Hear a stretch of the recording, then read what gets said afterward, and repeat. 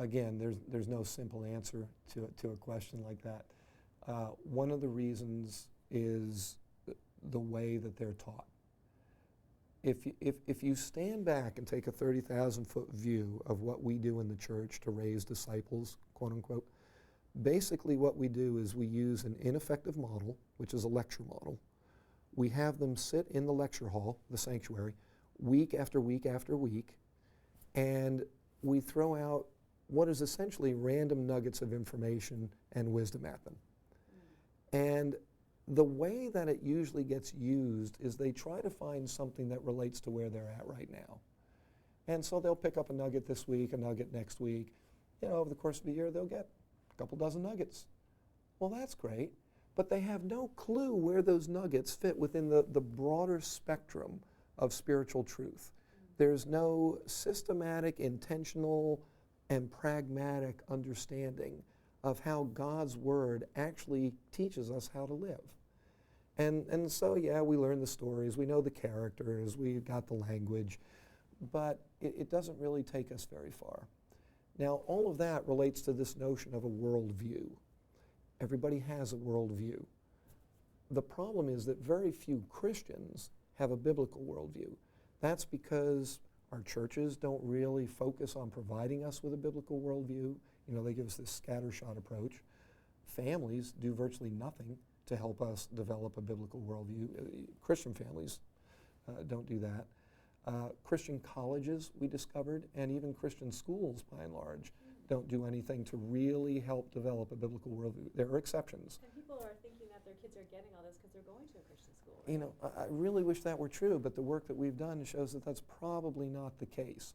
It's not that they're not learning good things. It's just that they're not learning it in a manner that helps to organize it in their heads such that it forms a picture of reality through which they can see themselves as an actor in this gigantic human play that's taking place, where God has given them the goods to go out and survive in a phenomenal fashion. That's not the way it works. So what do churches need to be doing differently then to correct that? Well, do you have any simple questions? Oh, man. One of the things that churches certainly could do better would be to break down what they're doing. We have this fascination with and this love for bigness. Bigness kills us. It kills us.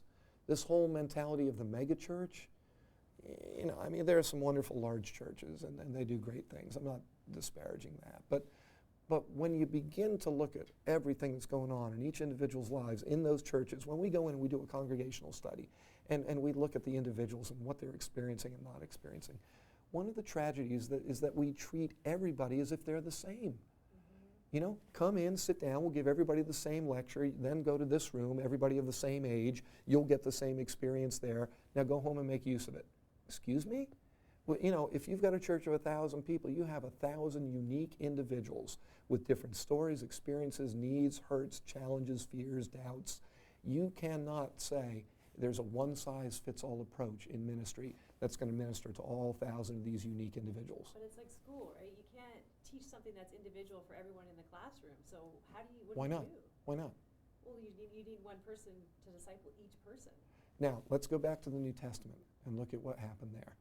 Okay, Jesus took 13 idiots and he spent 3 years pouring his life into them, right? And then those idiots went out and they were no longer idiots. Suddenly the light bulb went on because they'd had a great mentor. They had somebody who got it, somebody who loved them, somebody who was devoted to them, somebody who would do whatever it took to help them to get it. And they eventually got it. And so they then went out and they started bringing in other people. Paul, everywhere he went, he had someone he was mentoring. Peter, James, you name it, all the guys were doing that. And so to me, the whole idea is, ministry is not a mass production opportunity. It's an individual kind of give and take, where when I understand what you're struggling with, I tailor what I need to go through with you, what I need to share with you, what I need to teach you, what I need to evaluate in your life, what we need to go and look for, so that you get what you need. It's not, we've got this mentality in Christian education, and we see it in secular education as well, that it's all about the teacher. Do I know enough? Can I articulate it well enough? Do I have the right resources? Do I enjoy what I'm doing? Are they paying attention to me? Wrong questions. It's not about the teacher, it's about the student. And so if we have that mentality that doesn't matter, what me as the teacher is worried about teaching you, my primary task is to find out what do you need and to figure out, can I give that to you? If I can't, I've got to find somebody who can. That's my job because I love you, I care about you, I've been called by God to do what's right in your life for you. That's a very different mentality than, wow, we had 50 people this week. We only had 45 last week, and we covered a whole chapter. We really went well. So what? Jesus is never going to ask, did you finish the book? So is it a cell group setup that would work better? Is that what you're advocating? That's part of it, possibly. But, there's so many issues here. One of the movements that we see happening in the U.S. is the house church movement, where that's been growing by leaps and bounds in the last decade or so. It's huge in other countries around the world. Why? Because when done properly, it works great.